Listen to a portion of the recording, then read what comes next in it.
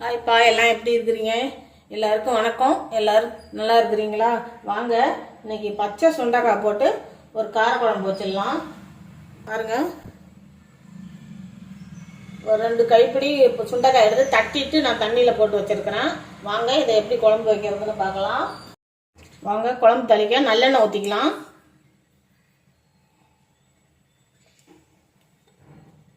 இந்த குழம்பு நல்லெண்ணெயில் வைங்க, நல்லாயிருக்கும். கொஞ்சமாக கடுகு போட்டுக்கலாம்.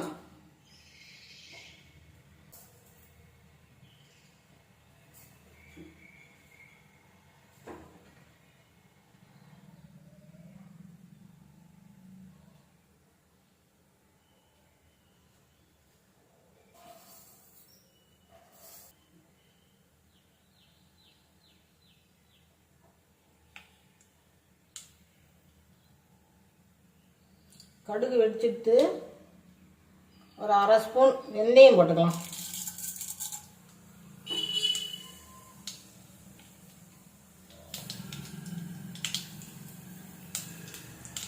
அதே மாதிரி 1/2 ஸ்பூன் ஜீரகம் போட்டுக்கலாம்.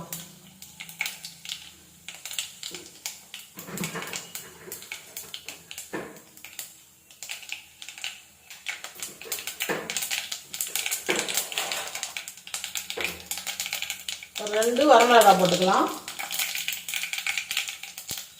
ஒரு கைப்பிடி பூண்டு உரிச்சு வச்சிருக்கேன், அதையும் இது கூட சேர்த்துக்கலாம்.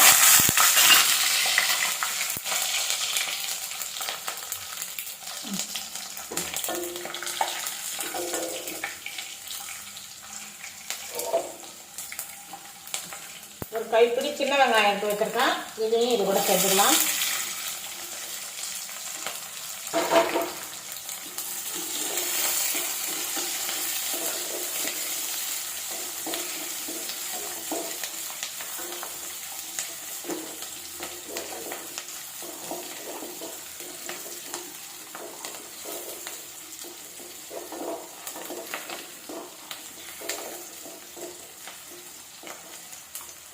இந்த சுண்டைக்காயில் வந்து நிறைய மருத்துவ குணம்லாம் இருக்குது. இதை வந்து ஒரு 10 நாளைக்கு 15 நாளைக்கு ஒரு தடவை, மாதம் 2 தடவை சாப்பிட்டுட்டு வந்தோம்னா வயிற்றுல உள்ள பூச்சியெல்லாம் செத்துரும், உடலை நல்லா சுத்தம் பண்ணும், உடம்புக்கு ரொம்ப நல்லது. இதை அடிக்கடி சாப்பாட்டில் சேர்த்துக்கிட்டோம்னா ரொம்ப நல்லது.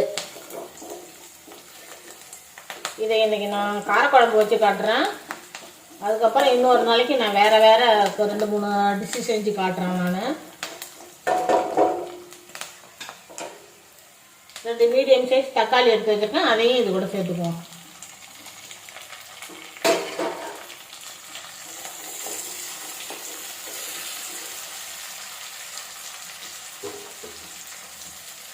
வெங்காயம் தக்காளி வதங்கிறதுக்கு கொஞ்சமாக உப்பு போட்டுக்கலாம்.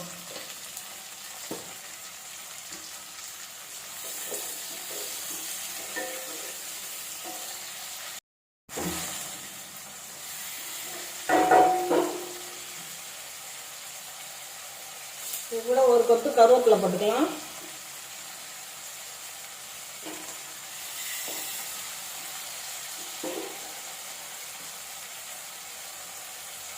கொஞ்சமாக பெருங்காயத்தூள் போட்டுக்கலாம்.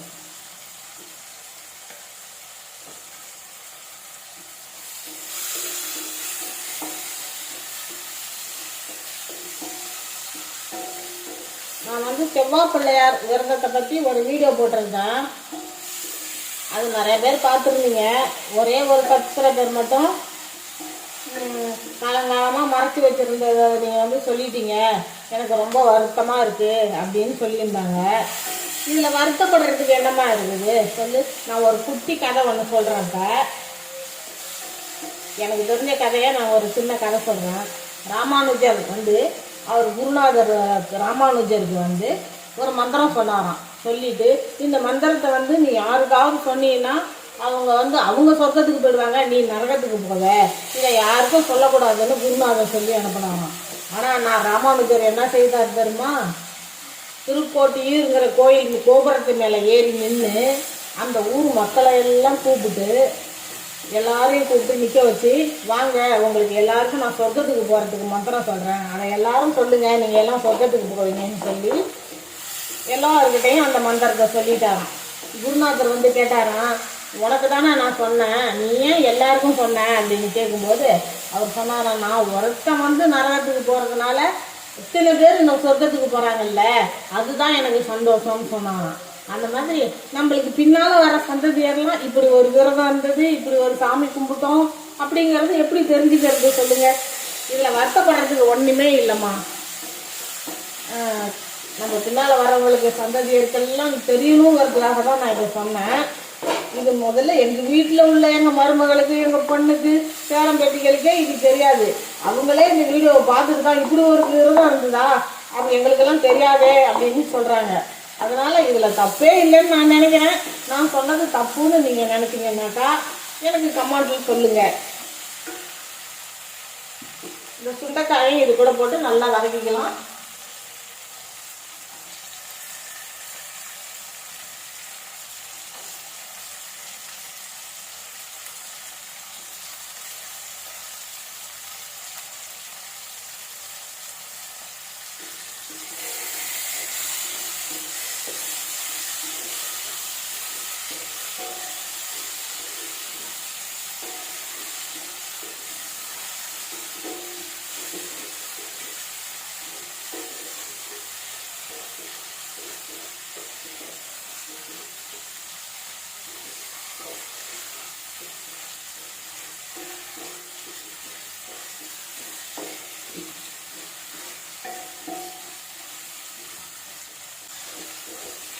நல்லா சுண்டைக்காய் அந்த எண்ணெயிலே நல்லா வதங்கி வரட்டும்.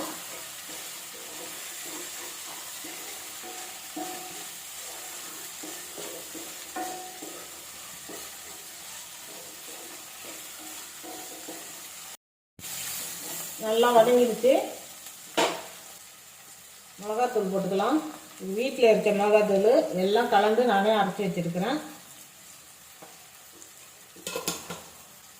எந்த குழம்புக்கும் எதுவும் தனித்தனியாக போட வேண்டியதில்லை.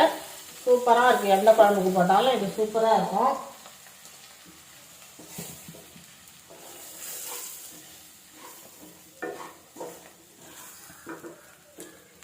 ஒரு சின்ன எலுமிச்சம்பழம் பெருசு புளி எடுத்து ஊற வச்சுருக்கேன்.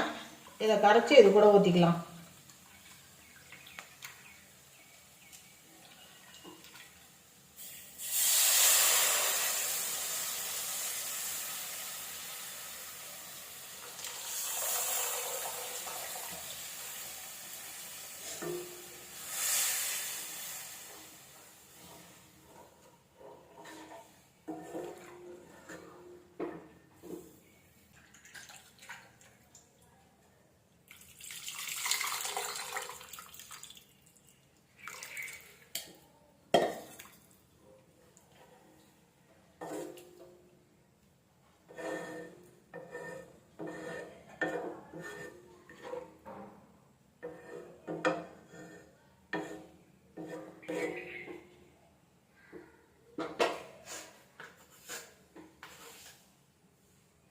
இப்போ இந்த குழம்புக்கு தேவையான உப்பு போட்டுக்கலாம்.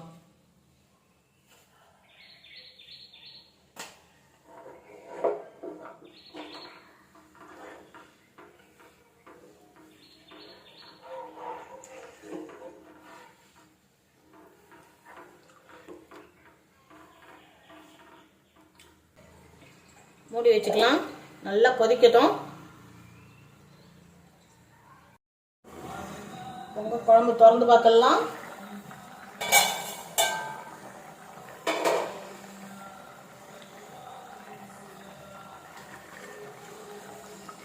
குழம்பு நல்லா சுண்டி எண்ணெய் பிரிஞ்சு வருது பாருங்க.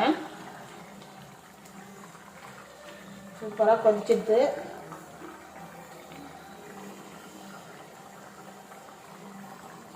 இந்த நேரத்தில் ஒரு அரை ஸ்பூன் வெல்லமும் நாட்டு சர்க்கரையோ கொஞ்சமாக சேர்த்துக்குங்க.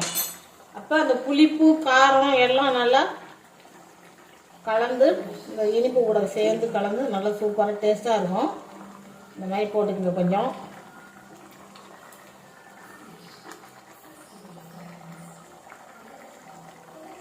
குழம்பு ரெடி ஆகிடுச்சு. இதுக்கு அப்பளத்தை கொஞ்சம் சுட்டு வச்சுக்கிட்டு சாப்பிட்டு பாருங்கள், தொட்டு சாப்பிட்டு பாருங்கள். சூப்பர் டேஸ்ட்டாக இருக்கும். இதே மாதிரி நீங்களும் செஞ்சு சாப்பிட்டு பாருங்கள். சாப்பிட்டு பார்த்துட்டு எப்படி இருந்ததுன்னு எனக்கு கமெண்ட்டில் சொல்லுங்கள். அப்புறம் மறக்காமல் நான் செவ்வாய் பிள்ளையார் பற்றி சொன்னது தப்பா ரைட்டான்னு அதையும் கமெண்டில் சொல்லுங்கள். இந்த வீடியோ பிடிச்சிருந்தா மறக்காமல் ஒரு லைக் பண்ணுங்கள்.